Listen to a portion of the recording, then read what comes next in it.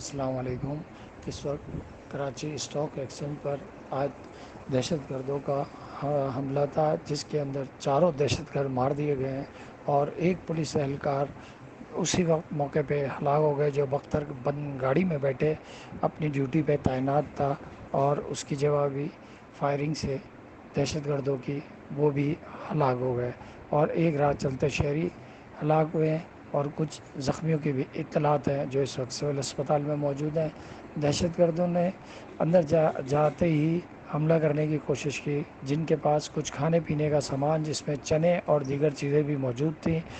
اس کے علاوہ ان کے پاس دستی بم، کلاشنکوف، پیٹرول کی بوتلیں اور بہت سے ایسے سامان نکلے ہیں جو مستقل دہشت گردی میں استعمال کیے جاتے ہیں، اور شاید یہ تمام چیزیں دیکھنے کے بعد ایسا محسوس ہوتا ہے کہ ان کا پلان لمبا ہی تھا، جو لوگوں کو کم سے کم وہاں پہ ایرغمال بنا کے رکھنا چاہتے تھے، اور یہ تمام کے تمام اس وقت دہشت گرد مار دیے گئے ہیں، اور 4 دہشت گرد کو اس وقت ایدھی کے رضاکار کا سول ہاسپٹل میں شفٹ کر چکے ہیں۔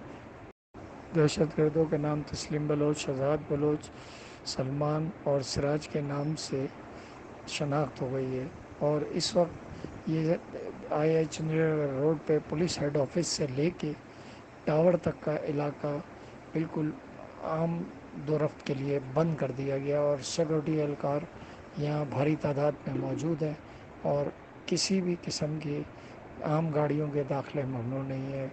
اس کے ساتھ ساتھ اس وقت police I G, D I جی اور ڈی آئی جی اور رینجرز اور دیگر افسران اس وقت یہاں پہ موقع واردات پہ موجود ہیں، اور انہوں نے تمام جائے وقوع کا جائزہ لیا ہے۔